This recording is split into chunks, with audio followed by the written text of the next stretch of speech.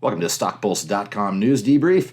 Today we're talking Kuya Silver. Kuya Silver trades as KUYA in the CSE up in Canada, KUYAF on the OTCQB in the States as they announce initial mineral resource estimate of their Bethania Silver Project in Peru.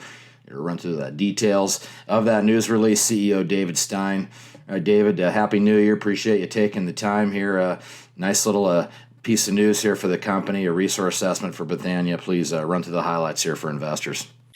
Sure. So, look, there's a lot of numbers in our press release, so I'd encourage everyone to go take a look at that and look at the methodology and all the important assumptions. But bottom line is on our resource, we had a indicated and inferred resource of about 10 million ounces of silver, just under 10 million ounces of silver together between the two categories. That's pure silver, and then about just 13.8 million of silver equivalent. So we've got lead, zinc, copper, gold byproducts in our resource. About 70% of the value though is in silver, and so it is a true silver project.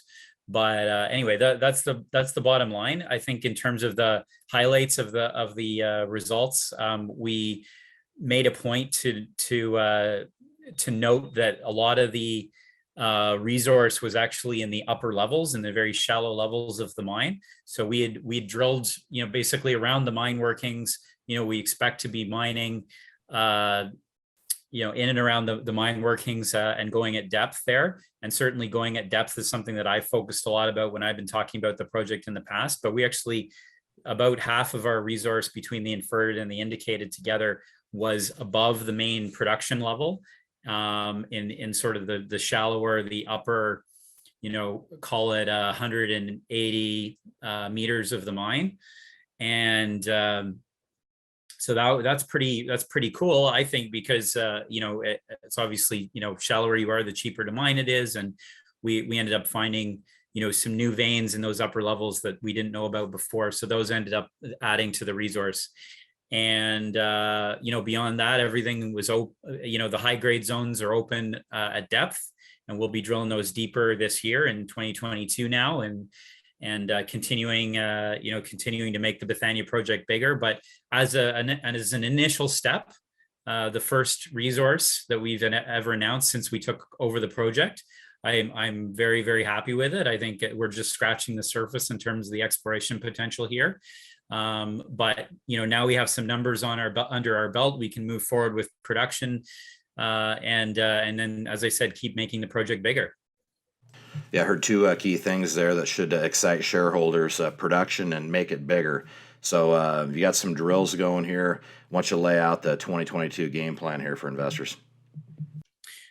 Broadly speaking, the plan will be twofold. We're going to focus on drilling the main mine area deeper. So again, if you look at it, we mentioned this in the press release, but there's sort of three vein systems that we credit with having, the vast majority of the resources.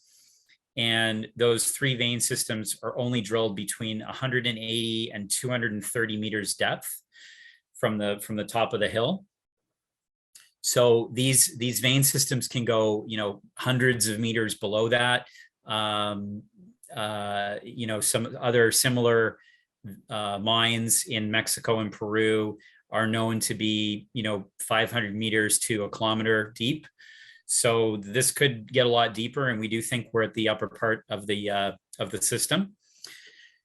So that being said, easy thing to do, drill it deeper. We're still getting really good high grade results in the deepest holes that we had to date.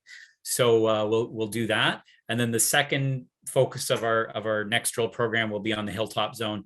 That's a new discovery we made earlier in 2021. It's a bunch of sort of new veins. They're about 500 meters ish from the main mine working, so not very far. But it does appear to be a new zone. There's some different vein orientations, but some very, very spectacular surface results that we got there, including a silver chip sample, a rock chip sample that was almost 3,000 grams per ton silver, 90 ounces per ton silver, plus high gold as well. And there were a bunch of other high gold and silver samples that we found in that same new vein called the Santa Elena vein. So there's a bunch of new veins. That's the best one, but there's a bunch of new ones in that area, and we're going to drill those and figure out which direction they're going and start pulling together some resources there. That would be the other focus for us. Yeah, before I let you go here, David, I know backtracking a little bit into last year, you had a 43-101 on Silver Kings. What's the latest report there? Sure. Well, again, scratching the surface, we just did about $1 million Canadian in exploration in 2021, essentially related to the flow through obligations of the previous owner that we had to spend by the end of the year. So we did that, and we'll put out an update shortly on the project. We divide that project into two parts: Kerr, which we own 100% of; Silver Kings JV, which is it's a genuine JV with the former owner, which is now called Electra Battery Mills. And what we like about the project, it's obviously earlier stage than Bethania, but what we like about it is it's very similar to Bethania in the sense that you've got these very high grade silver veins in a known mining district, 500 to 1,000 grams per ton, even higher in some cases. So it's very similar to what we have in Bethania, which we're becoming experts in narrow vein underground mining, and we can essentially do the same thing. The mineralization's all shallow. Something we could put together once we've got more information. Once we've got a resource together, we could put together something with little capex in Canada, and get into production. Much in the similar way that we're doing in Bethania. Get into production quickly, cheaply, and then grow from a position of profit instead of just sinking money year after year after year. So again, it's earlier stage there. We hope to do some work on it this year. Our priority is Peru, this year, because we are moving that towards production, and we do want to do more exploration there as well.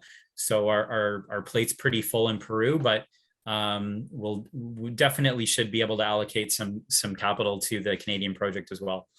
Okay, we'll leave it there. Appreciate that update. That's David Stein. He's the president and CEO, Kuya Silver, KUYA on the CSE, KUYAF on the OTCQB in the States. David, appreciate you taking the time, and we'll certainly look forward to checking back in as you have some more news to report. Thanks, Rob.